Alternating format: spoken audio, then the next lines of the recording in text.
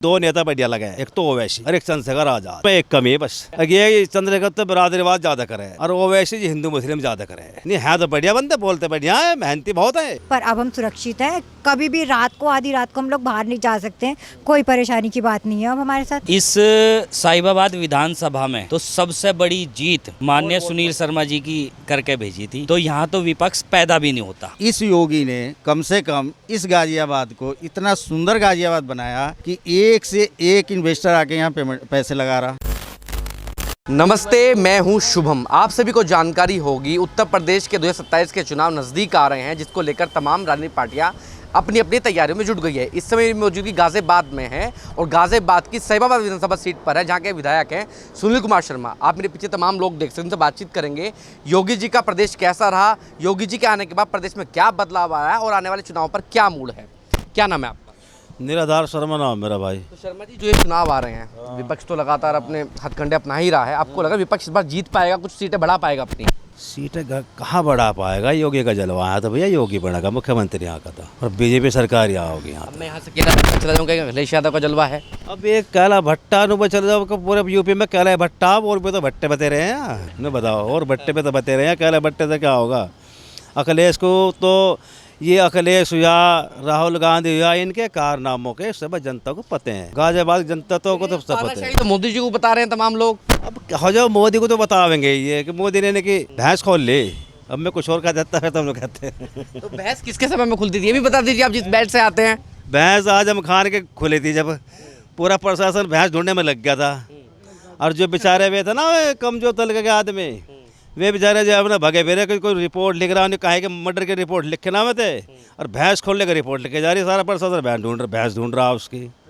अब मोदी को तो ये कहेंगे, ये मोदी के आगे इनकी चल को न रही, बढ़िया शासन चल रहा है, यूपी सरकार बढ़िया, अपना जाए, पब्लिक जनता सारी खुश है। तो ओवैसी ने भी कह दिया है कि गठबंधन करना, जो मैं गठबंधन, मुझे ये दो नेता बढ़िया लगे, एक तो ओवैसी और एक चंद्रशेखर आजाद। एक कमी है बस, ये चंद्रशेखर तो बिरादरीवाद ज्यादा करे और ओवैसी जी हिंदू मुस्लिम ज्यादा करे। नहीं है तो बढ़िया बंदे, बोलते बढ़िया है, मेहनती बहुत है। अब गठबंधन कर लो, गठबंधन थोड़ी बहुत इनकी 2-4 सीट आएंगे वे बनाने की विपक्ष के।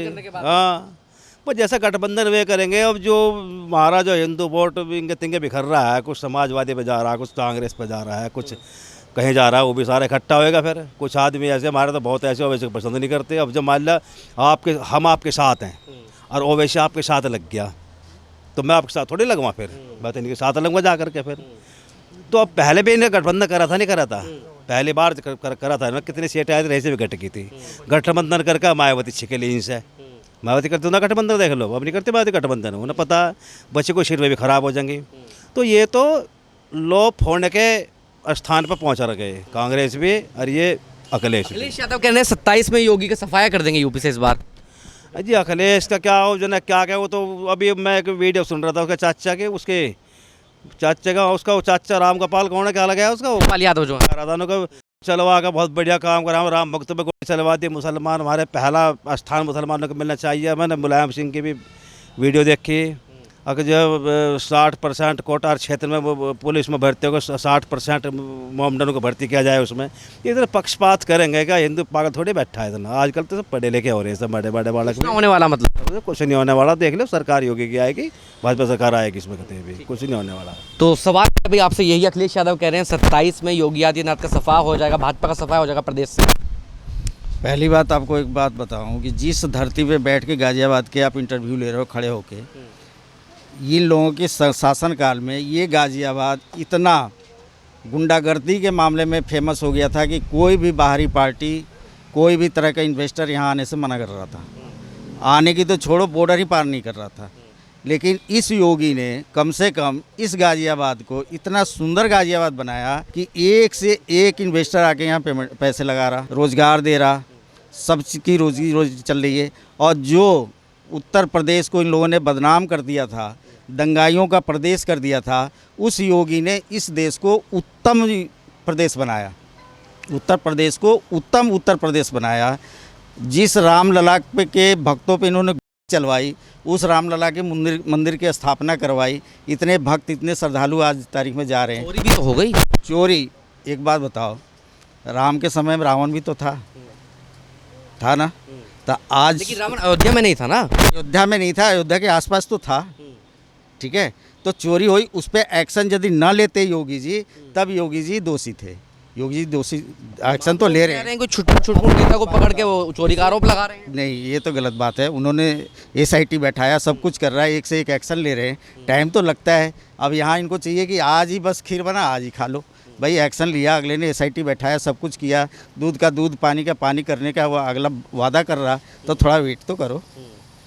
ये चंद्रशेखर आज़ाद आ रहे हैं चुनाव लड़ने, ओवैसी आ रहे हैं चुनाव लड़ने। इस ओवैसी को हिंदू मुस्लिम कराने में तो कुछ आता नहीं है।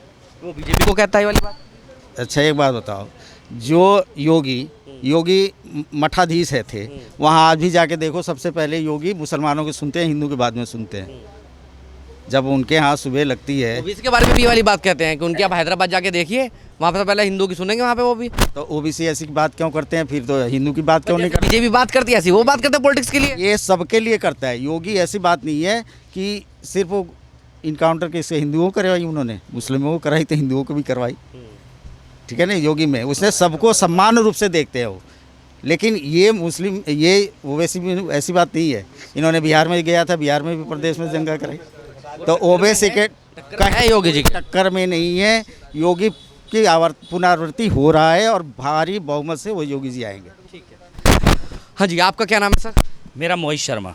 तो शर्मा जी मुझे एक बात बताइए, एक आधा आदमी साहिबाबाद में विपक्ष का छोड़ा है, नहीं छोड़ा आप लोगों ने? हमने तो भैया इस साहिबाबाद विधानसभा में तो सबसे बड़ी जीत माननीय सुनील शर्मा जी की करके भेजी थी। तो यहाँ तो विपक्ष पैदा भी नहीं होता। यहाँ तो जो मुस्लिम भी हैं वो भी बीजेपी को ही वोट करते हैं, क्योंकि उनको पता है, वो पढ़े लिखे मुस्लिम हैं, उनको पता है कि सरकार कितना अच्छा काम कर रही है। तो फिलहाल जो बता रहे हैं कि यूपी में तो हाहाकार मचा हुआ है, राम मंदिर में चोरी हो गई, पेपर लीक हो रहे हैं, तमाम छात्र प्रदर्शन कर रहे हैं, आप सभी को जानकारी होगी। तो फिर क्या उत्तम प्रदेश रहा है? भैया आप ये बताओ कौन सी सरकार में नहीं हुए? कोई सी सरकार, अगर ये सवाल मुझसे करें कौन सी सरकार में नहीं हुए, तो फिर हमने इन लोगों को चुना क्यों था? अब ये कहें कि भ्रष्टाचार उस सरकार में भी होता था, हम भी करेंगे। आइए मैं बताता हूँ आपको इनको चुना क्यों था। आप 2013 के दंगे याद हैं? जब शंकर के दंगे की बात कर रहे हैं, याद है आपको? अच्छे से याद है मुझे। हैं, हर जगह दंगे हो रहे थे, आम आदमी घर से बाहर नहीं निकल पा रहा था, इसलिए बीजेपी को चुना था और वो बीजेपी ने करके दिखाया। आज कहीं पूरे उत्तर प्रदेश में कोई एक दंगा आप गिनवा दो, कोई एक हिंदू मुस्लिम लड़ाई गिनवा दो। अखिलेश यादव की जो दंगाई थे वो तो पास सत्ता में आ गए। अब कौन दंगे करेगा भाई? दंगा भड़काया किसने था? अगर कवाल में वो पंचायत ना होती तो दंगा क्यों भड़कता? फिर कवाल में अगर 2 हिंदुओं को ना मारा हुआ होता तो वो दंगा बढ़ता भी ना, ठीक है ना। मुसलमानों को ना मारा होता तो 2 हिंदू भी नहीं मरते। नहीं, पहले तो हिंदुओं को मारा ना, पहले तो 2 हिंदुओं को मारा है। और आप ये देखिए कि उस टाइम कितना रावण राज था कि मतलब पूरी ट्रेन को रोक लिया गया और हम उस ट्रेन के सामने थे। बहुत सारी प्रेग्नेंट लेडीज़ ऐसे भागी जा रही थी। वो मंजर जब आप देखोगे और उसको समझोगे ना, तो आपको सच में लगेगा कि हाँ, हमने अखिलेश को भगा के बहुत बढ़िया करा, सपा को सपाया ही करेंगे इसका। अभी तो साइकिल में पंचर हुआ है, अभी जितने इसके नेता हैं ना उनमें सब में पंचर होगा। एक मेन नेता तो पड़ा ही है जेल में। और बताइए कौन मेन नेता? आजम खान। सबसे बड़ा जो दंगा और जो सबसे भ्रष्ट नेता था वो था और वो जेल में है। यूनिवर्सिटी के तो तमाम छात्र प्रदर्शन कर रहे हैं और शिक्षा के खिलाफ है बीजेपी, उनकी यूनिवर्सिटी तोड़ रही है। अब यूनिवर्सिटी बन भी तो रही हैं, आप उनको भी तो दिखाइए। और जो छात्र प्रदर्शन कर रहे हैं, ठीक है ना, वो छात्र नहीं है, वो तो सीधा आंदोलनकारी हैं। तो आशीष भाई, मेरा सवाल आपसे जौहर यूनिवर्सिटी पर ही है। तमाम लोग वहाँ बैठे हैं धरने पर कि शिक्षा का केंद्र, शिक्षा का मंदिर तोड़ा जा रहा है। जौहर यूनिवर्सिटी कौन सा मंदिर बन गया भैया? जौहर तो वो थे जो रानियों ने किया था राजस्थान में इनके डर से। अब इनकी यूनिवर्सिटी जौहर का मतलब तो यह है कि तुम हिंदू लड़कियों का जौहर ही करवाओगे उसमें बुला के। सब जगह कलमा पढ़ाते हैं। 27 में क्या लग रहा है? मतलब अखिलेश यादव कह रहे हैं 27 में सफाया हो जाएगा इनका। तो अखिलेश यादव तो पहले से भी कहता आ रहा, 10 साल से अखिलेश यादव इन्हें कह रहा, हर बार ही कह दे इन्हों का सफाया होगा, उल्टा उसी का ही हो जा झाड़ू। अब उसके मुंह पे तो चाटा उसका बाटी मार रहा, राजकुमार बाटी, लेनी देनी तो उसी ने कर रखी है उसकी। हम क्या कहेंगे उसे? थोड़ा बहुत वोट बैंक था वो भाटी खत्म कर देंगे किस बार? कर दिया। बताओ मुझे, भाटी के नाम पे इतना हंसी क्यों आ रही है? मतलब आपको असल में क्या कहावत है, चकोरिया घूमे चोच मारे, ठीक है। अब राजकुमार भाटी को लगा कि मैं समाजवादी पार्टी का अखिलेश यादव के बाद मेरा ही नाम चलने लगा। मैं कहा मैं जो कह दूंगा वही पत्थर की लकीर हो जाएगी। उनने पहले तो अपने गुजर नाराज कर लिए, उसका लाभ क्या मिला? पश्चिम में नवाब सिंह नागर जी को क्षेत्र अध्यक्ष बना दिया गया। अब नवाब सिंह नागर जी के क्षेत्र अध्यक्ष बनते हुए जो उसके भाटी के अंडेरे पंडेरे जो भी साइड वाइड में घूम रहे थे वो सब अपनी टीम में आ गए। क्यों? भाटी का बयान, जाट लॉबी उसने नाराज कर दी। सोचने वाली बात है, जाट लॉबी नाराज करने के साथ साथ टिकैत भी नाराज हो गया। टिकैत के सामने जो उन्होंने बयान दिया, टिकैत से जो जाट लॉबी नाराज हुई उसकी बात कर रहा हूँ। उसका खुद के किसान नाराज हो गए। भाई जो संस्कार हैं हमारे धर्म में हम तो उसके अनुसार चल रहे हैं। अब कोई व्यक्ति अगर यूँ कह दे कि भैया हमारे जाट गुजरों में तो ऐसा कई हो गया, कई बीवियों के कई पति होते हैं, तो तुम तो अपने घर की नारियों पे लालछन लगाने का काम कर रहे हो, उनके कैरेक्टर पे एसेसिनेशन कर रहे हो, कैरेक्टर पे उंगली उठा रहे हो। ये कहाँ की लाजमी बात है? अब अपना जूता अपने मुँह पर मारना और क्या कहेंगे भैया? मारा तो अखिलेश ने जूता अपने मुँह पर ही अपना ही है, तो हमारा क्या रोल है उसमें? तो फिलहाल कुछ माहौल बदलता नहीं दिखाई दे रहा। चंद्रशेखर भी आ रहे हैं, ओवैसी भी आ रहे हैं, तमाम विपक्षी नेता आ रहे हैं। सुनो, चंद्रशेखर एक सीट मिली उसे नगीने से, पहले अपने नगीने का विकास ही कर ले। हस्तिनापुर से चुनाव लड़ रहे हैं इस बार, पता है आपको? हस्तिनापुर से हस्ती मिट जाएगी उसकी, जीत नहीं पाएगा। हस्तिनापुर का इतिहास ये भी तो है ना कि जो हस्तिनापुर की आज तक गद्दी पर बैठा जो विधायक बना है उसकी पार्टी की सत्ता प्रदेश में आई है। हस्तिनापुर का ये भी इतिहास रहा है कि जो एक बार हस्तिनापुर की नज़र उठा के देखी तो वहाँ महाभारत भी हुई है, ये ना भूलना। तो उम्मीद है नहीं आएंगे, मतलब किसी भी हालत में नहीं आया, किसी भी सूरत हाल में नहीं आया, तो चाहे हस्तिनापुर से लड़ ले चाहे कहीं से ही लड़ ले। मुझे एक बात, आप खुद महिला हैं, कहा जाता है कि जब अखिलेश यादव की सरकार थी तो महिला बड़ा परेशान थी। आज की स्थिति क्या है फिलहाल में? आज ही बहुत अच्छी है, हम सुरक्षित महसूस करते हैं। तब तो बिल्कुल ही नहीं थे। बाजार जाओ, कब तुम्हारे गले में से चेन छिन जाए, कब तुम छिड़ जाओ, कब तुम्हारे साथ क्या हो जाए, कुछ वो नहीं था। पर अब हम सुरक्षित हैं। कभी भी रात को, आधी रात को हम लोग बाहर नहीं जा सकते हैं। कोई परेशानी की बात नहीं है अब हमारे साथ। अखिलेश यादव तो ये भी कह रहे हैं, तमाम नेता कह रहे हैं कि राम मंदिर में चोरी हो गई। आप देखिए 500 वर्षों का हिंदुओं का संघर्ष, राम मंदिर में चोरी हो गई इनके राज में। देखिए, चोरी हुई कि ये करवाई गई ये भी हम नहीं कह सकते। हो सकता है करवाई गई हो, बीजेपी के ऊपर नाम थोपने के लिए ये करवाई हो। ये अखिलेश यादव जी ने और इन सब नेताओं ने मिलजुल के करवाई है। ये वैसा नहीं है, ये इन्हीं का करा धरा है और उंगली उठा रहे हैं बीजेपी की तरफ के बीजेपी ने करवा दिया। जिस इंसान ने अपने बाथरूम की टोटी तक ना छोड़ी थी वो क्या क्या नहीं चुरा सकता? पक्का उन्हीं लोगों की कारस्तानी है। मंदिर की चोरी इन्हीं लोगों ने करवाई। में तो इनके लोग बैठे हैं, भाजपा के, आरएसएस के लोग बैठे हैं।